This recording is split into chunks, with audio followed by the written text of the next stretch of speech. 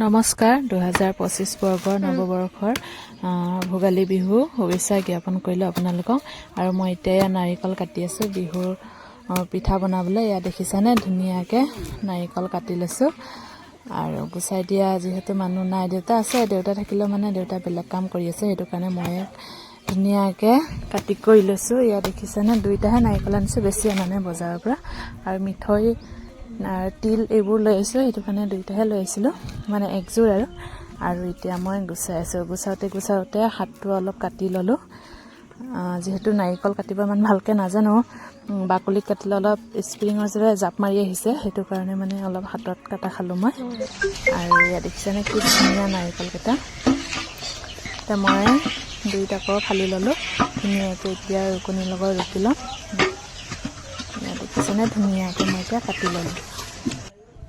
আৰু ইয়াৰ হাতখনো কাটি ল'লোঁ মই অলপ। এতিয়া ৰুকনি লৈ ধুনীয়াকৈ ৰেডি কৰি লৈছোঁ, কলপাত কাটি লৈছোঁ। এতিয়া ধুনীয়াকৈ মই নাৰিকলকেইটা ৰুকি ল'ম। আৰু আপোনালোকৰ মোৰ ভিডিঅ'টো ভাল লাগিলে লাইক, শ্বেয়াৰ, কমেণ্ট কৰি দিবা।